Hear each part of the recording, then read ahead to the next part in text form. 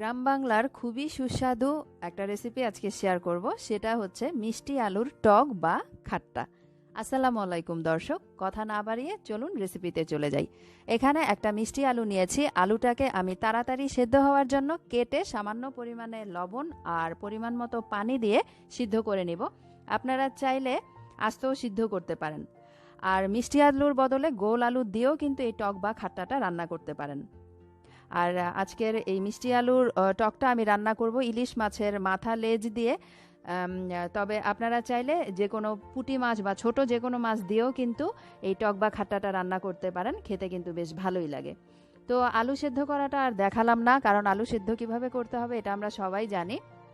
তো আলু সিদ্ধ করে রান্নাতে চলে এসেছি। একটা প্যানের মধ্যে 1 টেবিল চামচের মতো তেল দিয়ে তাতে দিয়ে দিলাম পেঁয়াজ রসুন বাটা 1 টেবিল চামচ পরিমাণ, আদা বাটা হাফ চা চামচ পরিমাণ, হলুদের গুঁড়া 1 চা চামচের 4 ভাগের 1 ভাগ পরিমাণ, আর স্বাদ মতো লবণ দিয়ে এবারে মশলাটাকে কষিয়ে নিতে হবে। আর আমি একটু পানি অ্যাড করেছিলাম, তবে সেই ক্লিপটা কোনোভাবে শ্যুট করা হয়নি, সেজন্য আন্তরিকভাবে দুঃখিত। তবে আশা করছি খুবই সিম্পল বিষয় আপনারা বুঝতে পেরেছেন। সামান্য পরিমাণে পানি দিয়ে মশলাটাকে কষিয়ে নিতে হবে। আর এখন দিয়ে দিলাম খুবই সামান্য পরিমাণে লাল মরিচের গুঁড়া, জাস্ট কালারটা সৌন্দর্যের জন্য সামান্য একটু লাল মরিচের গুঁড়া ব্যবহার করলাম। এবারে মাছগুলো দিয়ে দিলাম। মশলাটাকে কষিয়ে নেওয়ার পরে ইলিশ মাছের মাথা লেজ নিয়েছি, সেগুলোকে দিয়ে দিলাম। আপনারা অন্য মাছ দিয়ে করলে, বড় মাছ হলে এভাবে কষিয়ে নেবেন, আর ছোট মাছ পুঁটি মাছ বা বেলে মাছের গুঁড়া দিয়ে যদি করেন সেক্ষেত্রে মাছ আর কষাতে হবে না।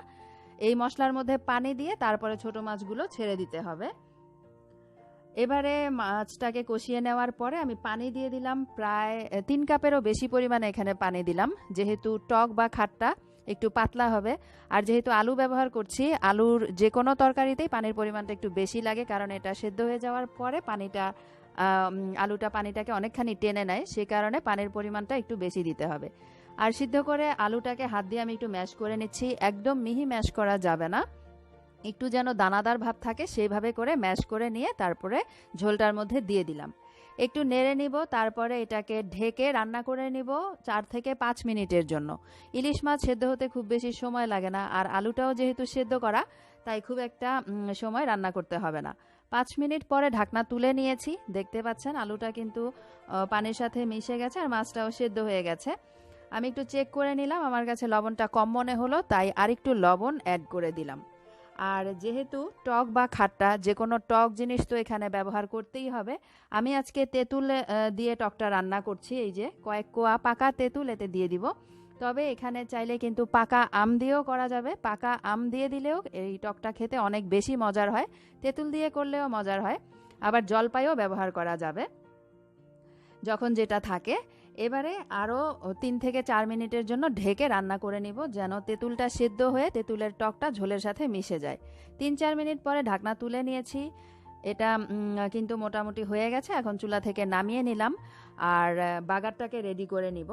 কারণ তেঁতুলও যেহেতু পাকা, আর সেটা সেদ্ধ হয়ে টকটা মিশে যেতেও খুব একটা সময় লাগে না, রান্নাটা হতেও খুব অল্প সময় লাগে। এখন বাগারটা দিলেই কিন্তু রান্নাটা হয়ে যাবে।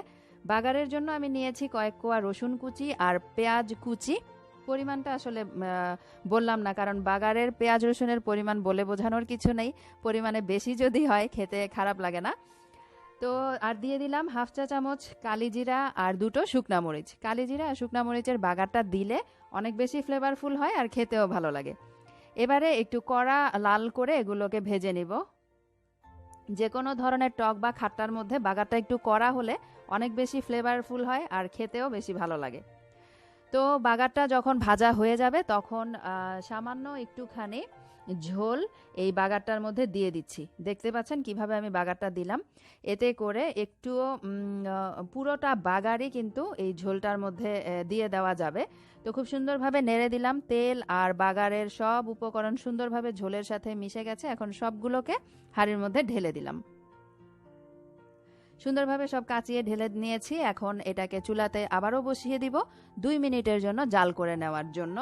ঢেকে জাল করে নিব যেন বাগারের ফ্লেভারটা সুন্দরভাবে ঝোলের সাথে মিশে যায়। একটু নেড়ে নিলাম, আর ঢেকে রান্না করছি ঠিক 2 মিনিটের জন্য। চুলার আঁচটা মিডিয়ামে রেখে রান্না করে নিব 2 মিনিটের জন্য। দেখলেন তো কত সহজেই হয়ে গেল দেশি একটা সুস্বাদু রান্না। মিষ্টি আলুর টক বা খাট্টা। দেশি রান্নাগুলো তো এমনই, খুবই সিম্পল রান্না করা, কিন্তু খেতে অনেক বেশি সুস্বাদু হয়। তো এই তো চুলা থেকে এখন হাঁড়িটাকে নামিয়ে ফেলবো। ভাতের সাথে অসম্ভব মজার লাগে, আর এই টক বা খাট্টাগুলো একটু গরম গরম পরিবেশন করলে কিন্তু খেতে বেশি স্বাদের হয়। তো আমার দাদির রেসিপিটা আপনাদের সাথে শেয়ার করলাম, আশা করি আপনাদের কাছে ভালো লেগেছে। তো আমার দাদি তো এই বেঁচে নেই, তো ওনার জন্য সবাই দোয়া করবেন, আল্লাহ যেন ওনাকে বেহেশত নসিব করেন। দাদির হাতে রান্না করা অনেক ছোটবেলায় এই টকটা খেয়েছিলাম, খুবই মজা লেগেছিল, এখনও মনে আছে, সেই স্বাদ মনে হয় এখনও মুখে লেগে আছে। তাই এই রেসিপিটা আপনাদের সাথে শেয়ার করলাম। যাদের কাছে রেসিপিটা নতুন অবশ্যই ট্রাই করবেন, আশা করছি ভালো লাগবে। তো এখন একটা বাটিতে আমি বেড়ে নিচ্ছি টকটাকে। আর আলুগুলো দেখতে পাচ্ছেন এরকম দানাদার থাকলেই কিন্তু খাওয়ার সময় বেশি ভালো লাগবে। আর মাছগুলো কিন্তু ভাঙা যাবে না, মাছটা কিন্তু ভেঙে যায়নি, আমি একটু তুলে দেখাচ্ছি। ভেঙে গেলে যেটা হবে, টকটা কাটা কাটা হয়ে যাবে, খাওয়ার সময় কিন্তু বিরক্ত লাগবে। সেই কারণে মাছগুলো সুন্দরভাবে সিদ্ধ হয়ে যাবে, কিন্তু ভাঙা যাবে না। এই তো ইলিশ মাছ দিয়ে টক বলে কথা, খুবই সুস্বাদু, অবশ্যই তৈরি করবেন, আশা করছি ভালো লাগবে।